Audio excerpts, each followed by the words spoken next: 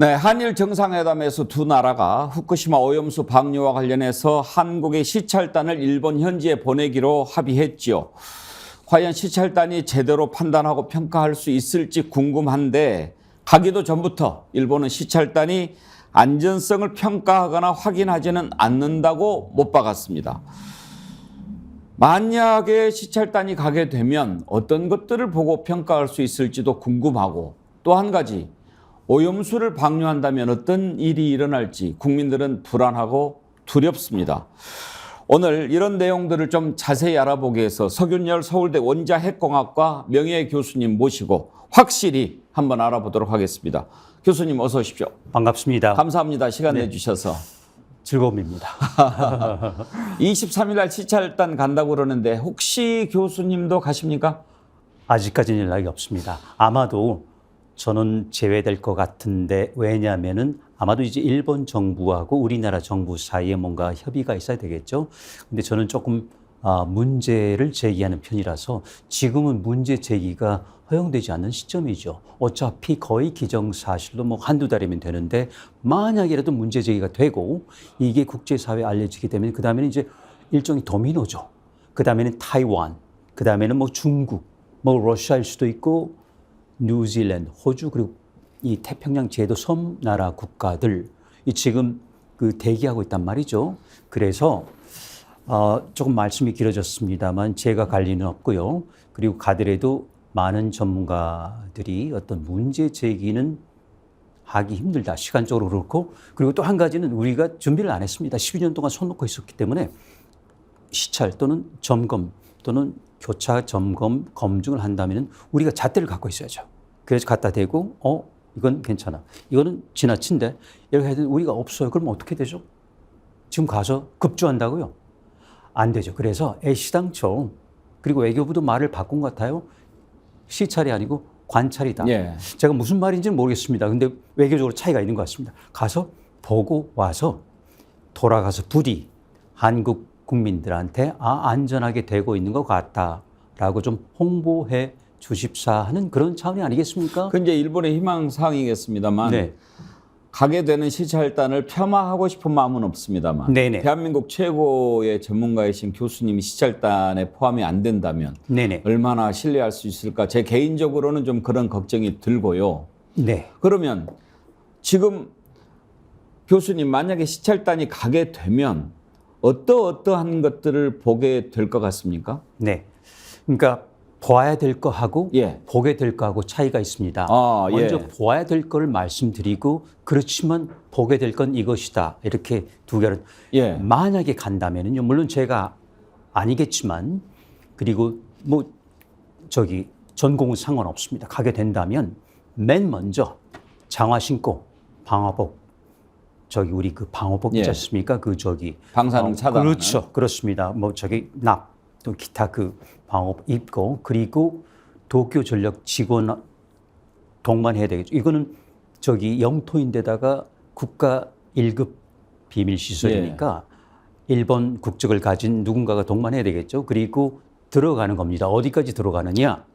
일단 방호복을 입었으니까 앞에 있는 깨끗한 그 페인트 칠 잘 된 거, 그 탱크, 그 저장용기 말고 뒤에 가면 10년 넘고 녹슬고 새는 것들이 있습니다. 거기까지 가야 되는 거예요. 그래서 거기 가서 위에 있는 물 말고 밑에 있는 물 끄집어내는 거기 이제 그 밸브가 있지 않겠습니까? 끄집어내는 거예요. 그리고 물뿐만 아니고 또 침적도도 끄집어내는데 그게 지금 탱크가 1,066개죠. 예. 이게 대표성을 가지려면 기본적으로요. 100개 이상을 봐야 됩니다. 최소한 10% 돼야지 신뢰도가 97% 플러스 마이너스가 되거든요. 지금 그런데 그게 있을 수가 있을까요? 100개 못 봅니다. 아마도 1개 정도 이제 지금부터는 이제 도쿄 전력이 할 거를 말씀드립니다. 먼저 혹여라도 거기 들어가게 되면 아마도 앞에 있는 깨끗한 것 중에서 하나 그리고 우리나라 전문가들은 이제 뒷짐지고 있고 왜냐하면 국제원자력기구도 직접 못 뺐습니다. 왜냐하면은 그냥 하고 있는 거는 가서 어깨 너머로 일본 정부 또는 일본 도쿄 전력 지원이겠죠. 아니면 하청 직원이 물 빼고 뭐 하는 거를 그냥 보는 거예요. 담아오죠. 그럼 그걸 전부 나눠가지고 자 이거는 우리나라 대한민국 간다. 이거는 프랑스 간다. 이거는 캐나다 간다. 이 나눠주는 거거든요. 그렇기 때문에 우리가 가서 직접 뜨는 건 불가능하고요. 아까 말씀드린 것처럼 탱크 100개를 용기 100개를 무작위로 가지고 오는 거는 아마 힘들겠죠. 가져와야 됩니다. 아마도 두세 개 정도. 그것도 이제 예를 들어서 좀 낙관적으로 봤을 때 그렇지만 실제로는 그것도 안 되고요. 제가 예상하기로는 이런 회의실에 들어가서 저기 정제된 발표 자료, 네. PPT겠죠. 그러니까 웹사이트에 있는 숫자 그대로 보일 수 있는 똑같은 걸 가져와 가지고 자 이렇고 이렇습니다. 세션 보셨죠? 알프스 지나니까 이렇게 떨어집니다. 그게 이제 될 거고요. 예. 그리고 아마 이렇게 깨끗한 물을 가져올 것 같습니다. 전에 기억하시죠, 앵커님? 스가 총리 갔을 때 예. 마셔도 좋겠다 이렇게 바로 그거요. 근데 안 마셨더라고요. 예. 마셨으면 지금 병원에 있겠죠. 아니면은 뭐 저기 지금쯤 이제 증상이 나타날 것이고, 근데 그걸 깨끗이 보관했다가 또 갖고 나올 것 같아요. 예. 그리고 이제 우리 저기 시찰단에 관찰단 보일 겁니다. 그러면 우리 관찰단 어떻게 할까요? 고데기 끄덕이겠죠, 그렇죠? 그리고 도쿄 전력이 떠준 물을 가져올 수지 없을지 모르겠습니다. 그 이유가요. 지금 가져와 봐도요. 물론 띠릭띠릭 소리 나는 검축기가 있는데 그거 말고요. 노량진 시장가도 있고 자갈치 시장가도 있습니다. 그거 말고요. 왜냐하면 그거는 그냥 뭔가 나온다는 것인데 보통 이런 물에도 해도 나오거든요. 분간이 안 돼요. 예. 그래서 훨씬 더 정교한 걸 갖다 놓고 그리고 이게 세슘에서 나오는 거네. 요드네. 스트론튬이네. 루테늄이네. 플루토늄이네. 이걸 구분하려면요. 시간이 많이 걸립니다. 제가 보기에는 몇 달 걸려요. 예. 그 전에 투기, 방류 자체는 기정사실로 일어날 거기 때문에 이 검증이라고 하는 게 공학적인 관점에서 볼 때는 의미가 없고 시간이 많이 늦었습니다. 만약에 기회가 왔다면은 졸라서라도 타이완처럼 대만처럼 작년에 갔다 왔어야죠. 대만은 타이완이라고 하는 게 맞겠죠.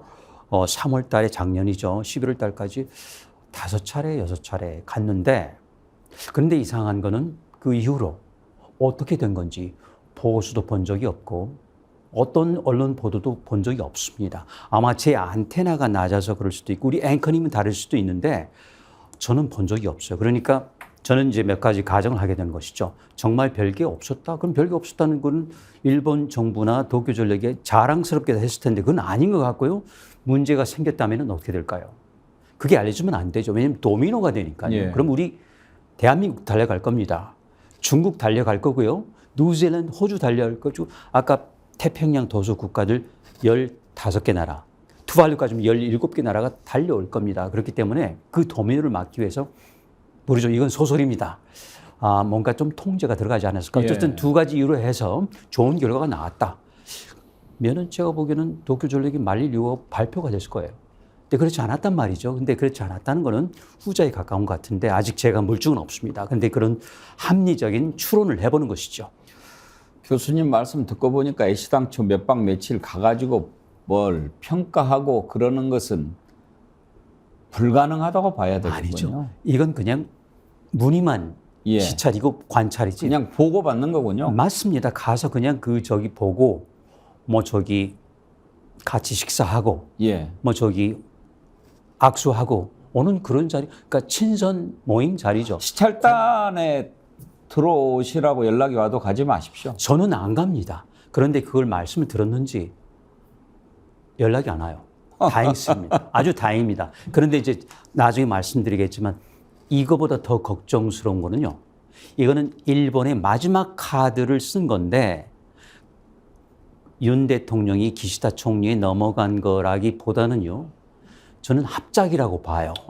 활용점정 마지막에 누나를 찍는데 두 알이지 않습니까? 예. 그걸 한쪽은 기시다 총리, 한쪽은 윤 대통령이 한일 동반자, 협력의 동반자 차원에서 찍고 그게 아마도 제 생각에는 지난번 한일 정상회의에서 일단 운이 띄어졌고 그리고 이번에 급박하게 기시다 총리가 굳이 이 시점에 뭐 바쁜 사람이겠죠. 온 겁니다. 그 이유는 이렇게 해서 일단 입막음이 되면은요.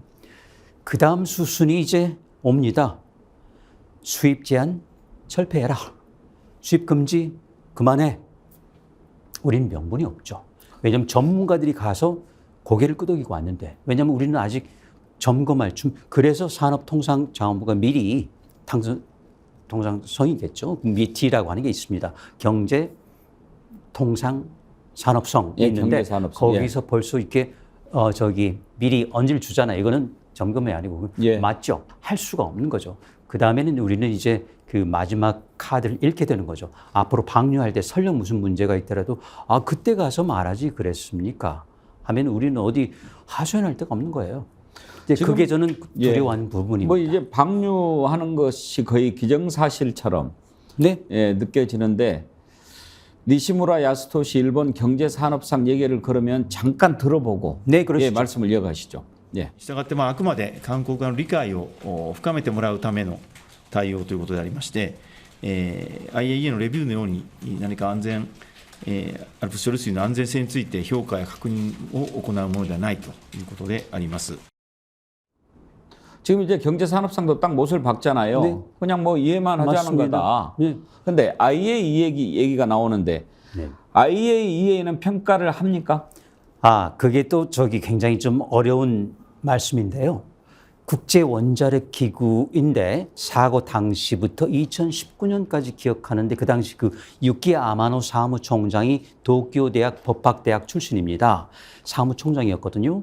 사고 당시부터 순직해서요, 비엔나에서. 그런데 그때까지, 그리고 그로시 현재 총장은 아래에 있는 사람이 그걸 그대로 이어받는다는 전제 조건 하에서 재임까지 하고 있습니다.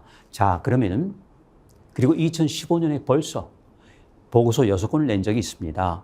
그게 좀 이제 알려졌었는데요. 그 내용이 뭐냐면은 그동안까지도 그냥 할 수 없이 버리는 지하수, 냉각수가 있었는데 그건 그냥 흘러가는데 어떻게 막습니까? 동토 차수벽 땅을 얼린다. 안 되죠. 흘러가는 거예요. 근데 거기서 그 보고서에서 그러면 지금 모여 있는 또 앞으로 모이게 될 게 100만 톤이 넘을 테니 그 당시 2015년 예측입니다. 그러니까 2022년까지는 모으고 있다가 그때부터는 버리는 게 최상이다라고 권고를 했습니다. 예. 일본 정부의 일본 출신 사무총장이요.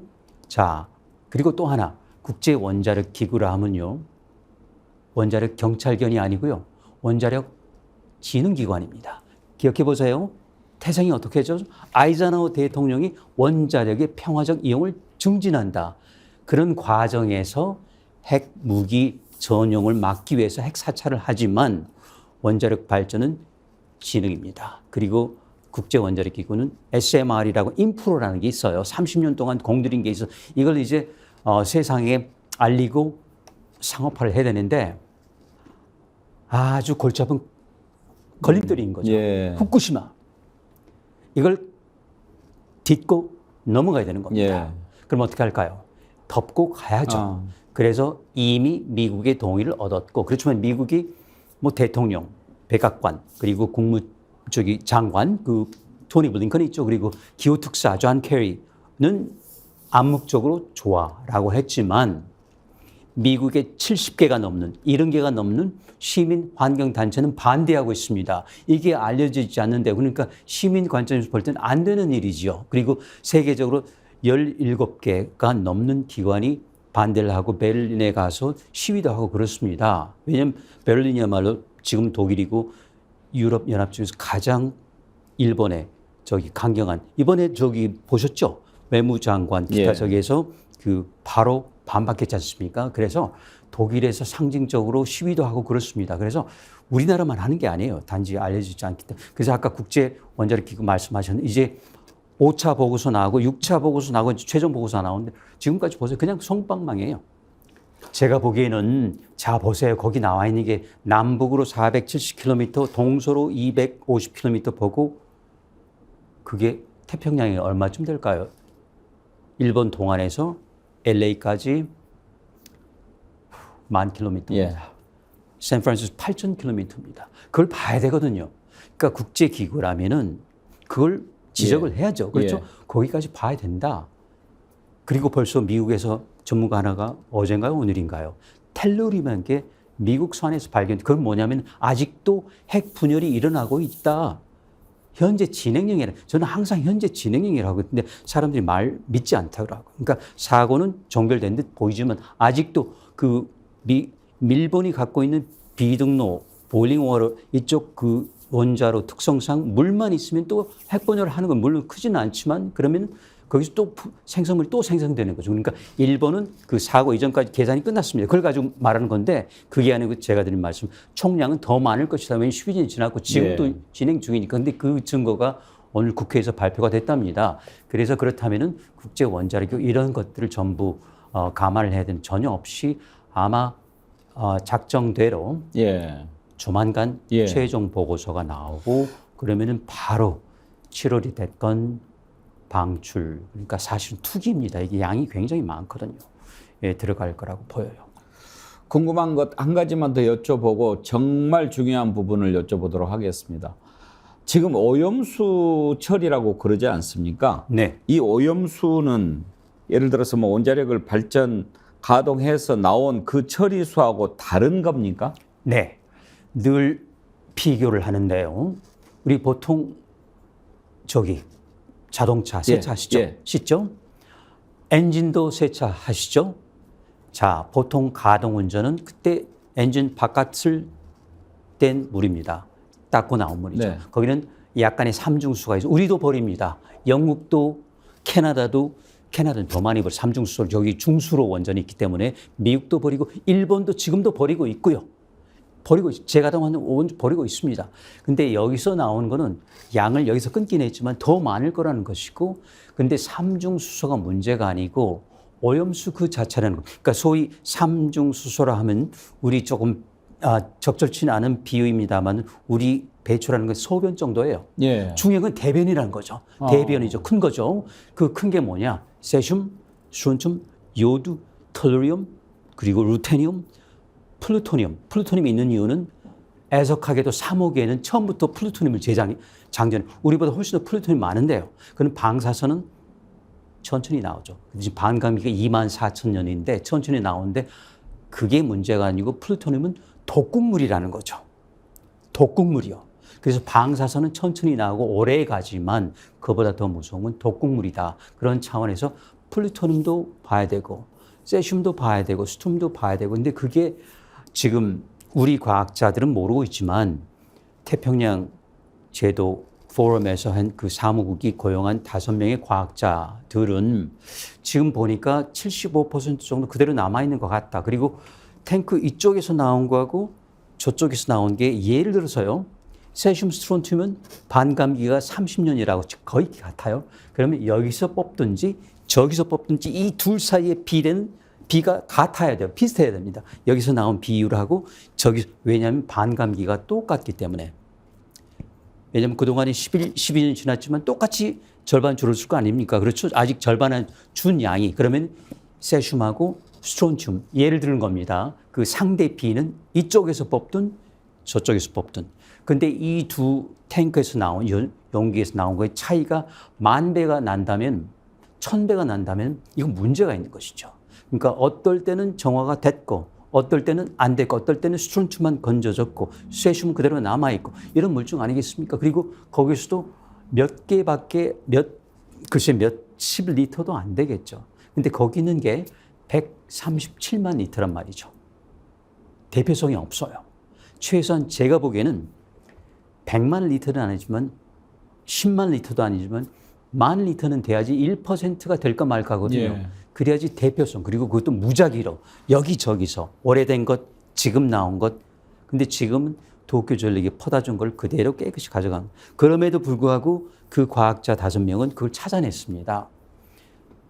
그런데 우리나라가 가게 된다면 그걸 찾기에는 시간이 너무 없고요. 그리고 분명히 떠다 줄 것이고 그런 그 일종의 실수를 영어로는 흡수라고 실수를 했기 때문에 이번에는 조심해서 떠올 겁니다. 그런 실수를 하지 않기 위해서. 그러면 우리는 가져와서 검증해 봤자 시간도 걸려요. 아까 말씀드린 대로 그냥 나오지 않습니다.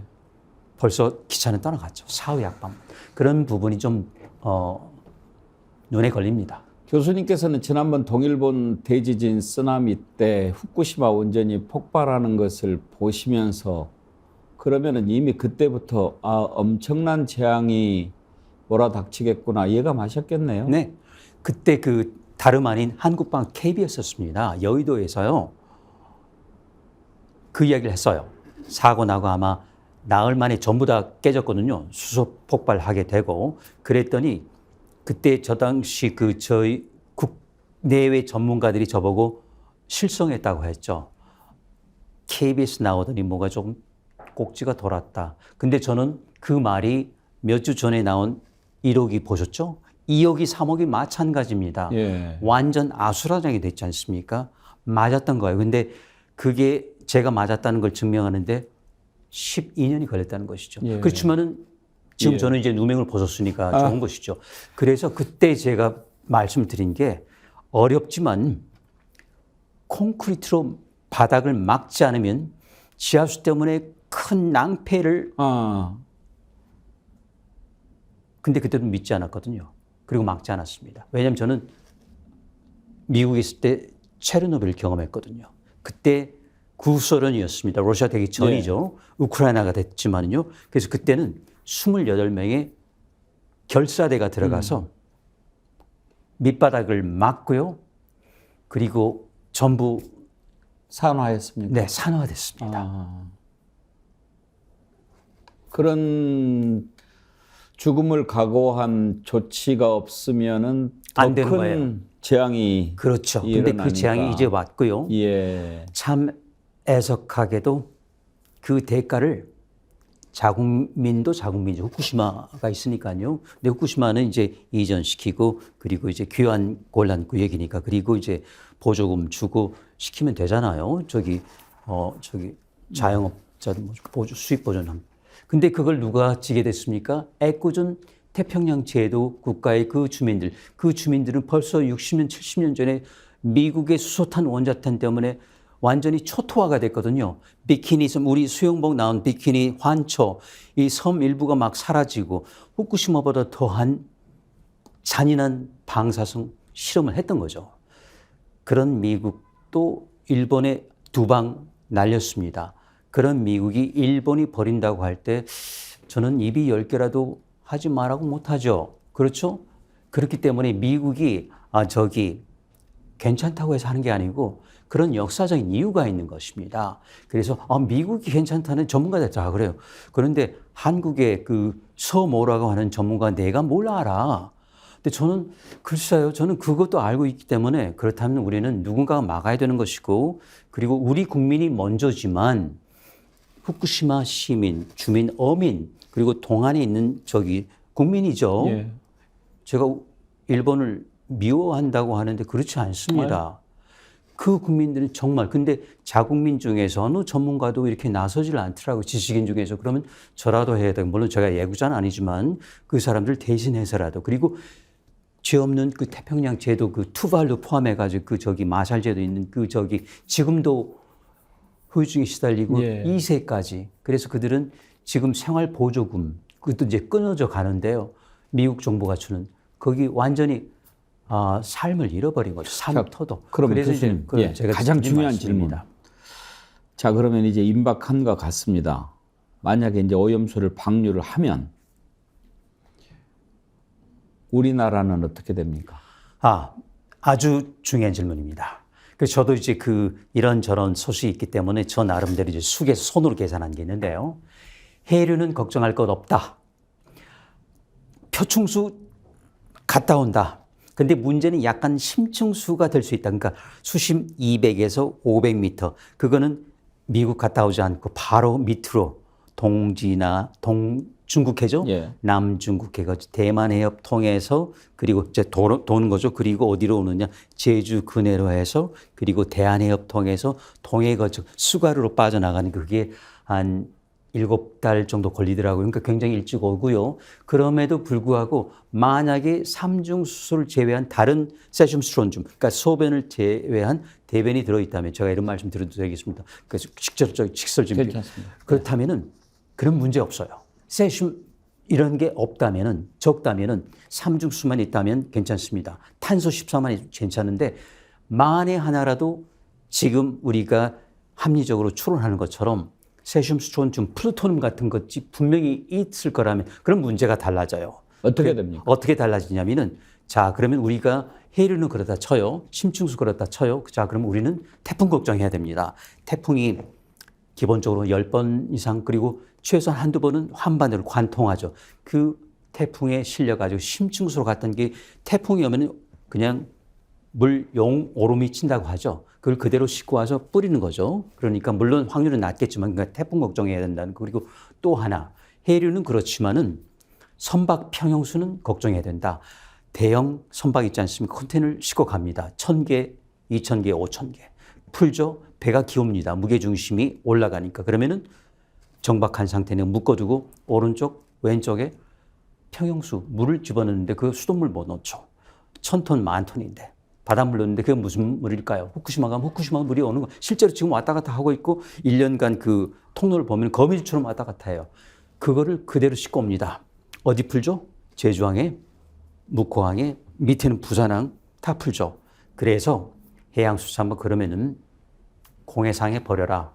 근데 이게 굉장히 어려운 일이에요. 오다가 배가 한국에서는 정박되어 있으면 그래졌죠. 자유선상에서 왼쪽 오른쪽을 맞춰가면서 빼고 근데 또 한 가지 버리고 바로 넣어야 됩니다. 실시간으로. 그럼 그게 아직 멀리 가기도 전에 또 올려야 돼요. 제가 보기에는 할 필요가 없습니다. 그런데 이제 지금 같은 경우는 이제 어려우니까 그냥 서류상으로만 했다고 하는데 그건 제가 모르겠습니다. 물증이 없으니까요. 그런데 더 걱정은 어쨌든 공해라 할지라도 해류하고 상관없이 훨씬 더 제주근해 와 있는 거예요. 며칠 또는 한낮이면 오죠. 해류하고 상관없어요. 그러니까 선박 평형수는 문제가 된다. 또 한 가지 먹이 사슬이 있습니다. 자, 그러면 나가죠. 근해 오염됩니다. 그리고 어패류, 해저류, 또 저류, 그 소위 우럭, 광어, 바닥이 가라앉은 아주 그 위에 차곡차곡 쌓이죠. 물론 증발도 하고 희석되지만 도중에 그 뜨거운 점이 있거든요. 그게 지금 벌써 나오고 있잖아요. 생선 몸에서요. 자, 그게 이제 먹이사슬 타고 저기까지 참치까지 가겠죠. 자, 그러면 우리가 일본산 막을 수는 있지만요. 참치 원양어부지 않습니까? 우리나라 배가 가서 잡으면 국산이죠. 러시아 배가 잡으면 러시아산, 미국산이에요. 일본이 잡으면 일본산이니까 예를 들어서 가공을 하겠죠. 참치 가공하죠. 오사카에서 하면 오사카산이 되고 삿포로에서 하면 삿포로산이 되는 거죠. 그러니까 이거는 수입 제한으로 못 막습니다. 하더라도. 근데 앞으로 그 제한마저도 풀어야 될 거라는 생각이 드는 것이 물론 그러지 않기를 바라지만은 일본 정부의 다음 수순은 풀어라. 그리고 그때는 우리는 국제해양법 재판소도 세계무역기구도 갈 어떠한 명분도 없고 소명 자료 자체를 만들 수가 없는 거죠. 그게 제가 생각하는 최악의 각본인데 그러지 않아야 될 것이고 그러지 않아야 되는데 네, 그러지 그렇게 않을 생각이 방법은 됩니다. 없어 보이고 만약에 네. 그러면 그렇게 오염된 어패류나 어류를 먹게 되면 네. 어떻게 됩니까? 그러니까 이제 그때 이제 어찌됐든 간에 들어올 수 있는 경로가 생긴 거죠. 예. 그러니까 이제 우리는 그 다음에는 국민 건강, 식탁 안전을 챙겨야 될 때가 됐는데 이제 윤 대통령 말대로 그럴 일이 절대 없다면 좋은데 아무리 천재라도 그건 못 막습니다. 예. 법망을 뚫고 들어올 수 있잖아요. 그리고 그 법망마저 우리 빗장 풀어야되면 방금 말씀하신 대로 어떤 게 일본산인지 러시아산인지 무슨 의미가 없지 않습니까? 그렇죠. 그리고 또 한 가지는 원산지 둔갑이 지금도 있는데요. 예. 그 다음에 문제되는 건 자 가세요. 저기 우리 자갈치 시장, 우리 저기 노량진 가면은 일본산이 있고 우리 국내 깨끗한 우리 산이 있습니다. 저는 찝찝할 것 같아요. 유리 예. 하나로 이렇게 하고 있는데요. 그러면 우리 국내산마저도 깨끗하고 싱싱한 우리 수산마저 동반 하락하게 되는 것이죠. 근데 일단 몸에 들어가면 간단합니다. 이게 전기를 내거든요. 알파, 베타, 감마까지도 이제 전자기. 근데 이게 내려가다 보면 우리 DNA라는 게 있습니다. 얘는 뭐죠? 이중 나선이죠. 근데 이게 염색체가 연결돼 있어요. 근데 그 끈이 굉장히 약합니다. 끊죠. 왜냐하면 전기가 지나가니까요. 감전되는 거죠. 끊어져요.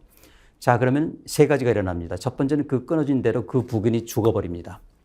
괜찮아요. 근데 건강하면 다시 살아나요. 그건 좋죠. 그런데 이게 하나만 끊겠습니까? 여러 개가 끊어지죠. 그러면 엉뚱한 끈하고 연결되면 기형, 변형, 이게 이제 고형암이다, 뭐 혈액암이다, 백혈병이다, 온갖 갑상선암이다. 물론 확률이 낮죠.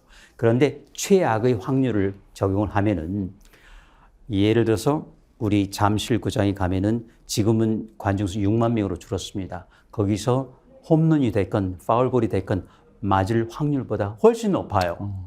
거기에 문제의 본질이 있는 것이죠. 물론 보수적인 가정이지만 분자는 항상 1이잖아요.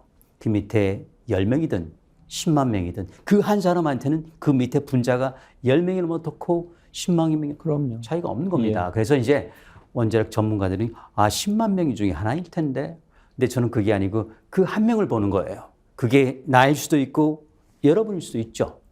그리고 그게 건강한 성인 남녀가 아니고 어린일 수도 있죠. 갓난일 수도 있고 노약자, 임산부일 수도 있죠. 그럼 또 이제 유전이 되는 겁니다.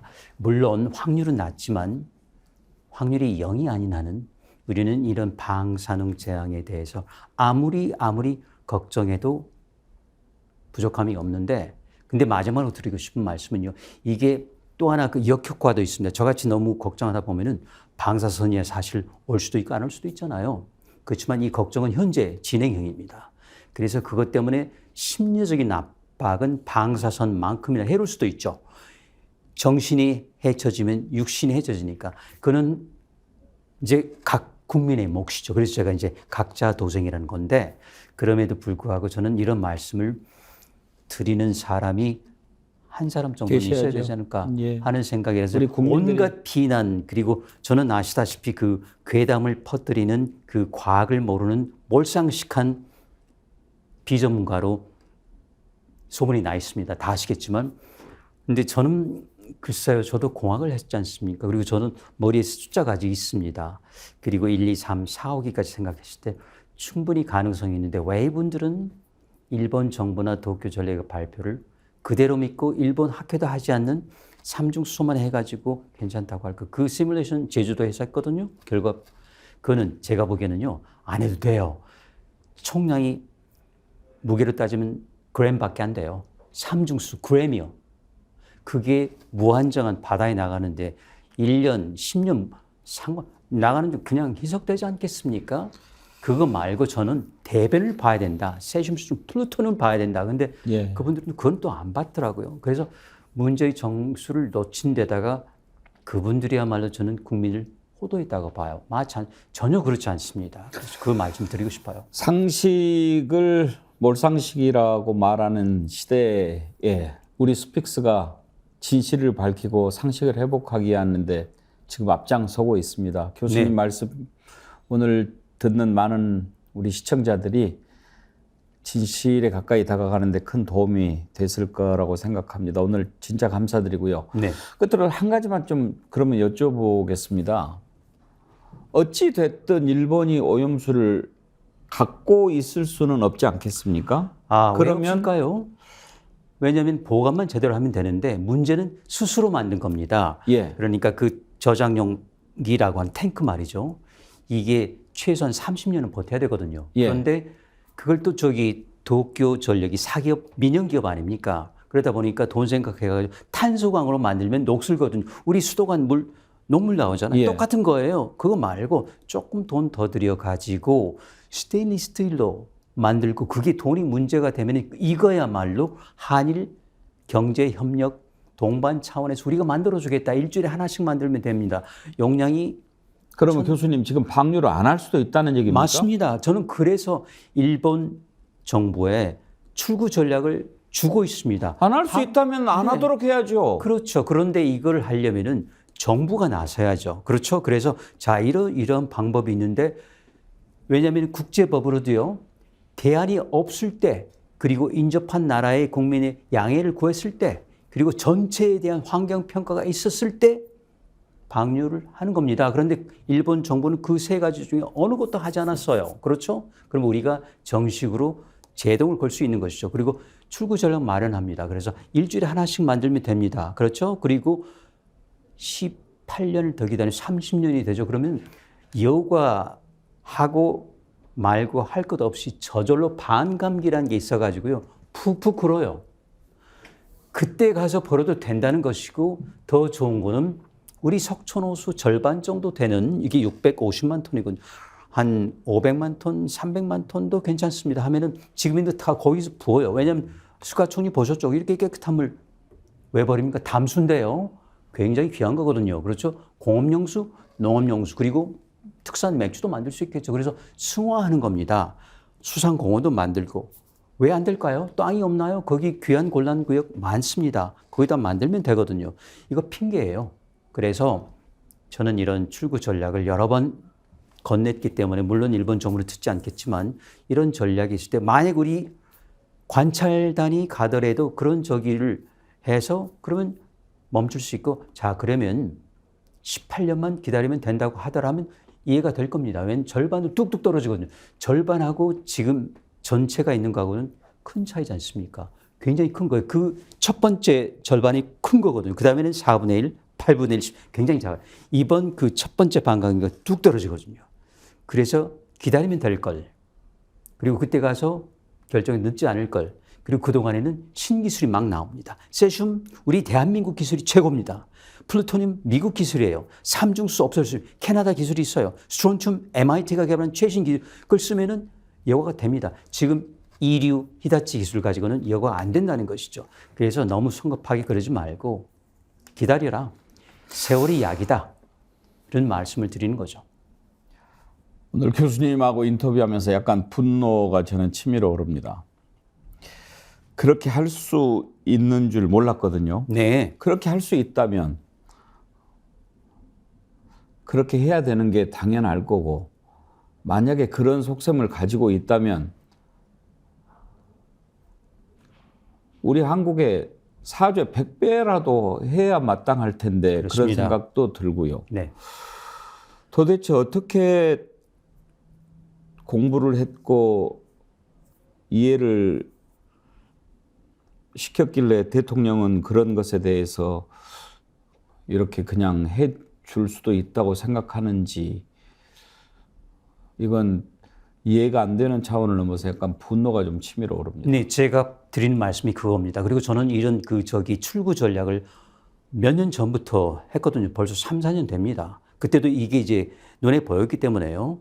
그런데 막무가내로 오는 거는 아까 말씀드린 대로 2015년에 벌써 결단 난 거예요. 그 당시 사무총장이. 그래서 저는 참 그 자괴감을 느끼는 게요. 30년 전으로 돌아가면요. 그 당시 그 소련이죠. 핵 잠수함에서 나오는 장갑 기타 등 이걸 버리는 걸 일본 정부가 나서 가지고 막고요. 그리고 보리스 옐진 그 당시 대통령 불렀습니다. 사죄하고 다시는 버리지 못하게 국제법에 구멍이 있어서 막았습니다. 국제법을 바꿔가지고 그 일본 정부가 수상은 물론 총리는 바뀌었지만 거울 앞에 섰는데 우리는 왜 그런 말 한마디 못합니까? 이번에 왔을 때 왜 그런 말이 못합니까? 우리 다 주는 거예요. 독도 문제, 위안부 문제, 뭐 강제징용, 사도 광산 다 주고 그거 하나 못 챙깁니까? 이것도 협력해야 되는 거예요. 저는 분노가 느껴지는 거예요. 그래서 저는 그런 말씀을 드리고 싶은데 사실 이런 말씀은 우리 앵커님 뵙고 처음 드리는 겁니다. 왜냐하면 대개는 거기까지는 가지 않고 이제 끝나버리거든요. 물론 지금도 시간이 많이 갔습니다만. 근데 제 충정입니다. 예. 제가 그 어떤 괴담을 퍼뜨린다, 뭐 일본을 뭐 미워한다. 아닙니다. 제가 왜 일본 미워하죠? 진실을 알아야죠. 네. 예, 국민은 그래서 알아야 합니다. 예. 알 권리가 있는데 제가 걱정은 아직 있습니다. 그렇게 알게 되시면 좀 걱정이 되시죠. 근데 그 부분은 제가 책임질 수는 없지만은 우리 민도가 충분하다고 봤기 예. 때문에 저는 진실을 말씀드리는 거예요. 교수님 오늘 귀한 시간 진심으로 감사드립니다. 우리 국민들이 이해하는 데 도움이 많이 됐을 것 네. 같습니다. 예, 고맙습니다.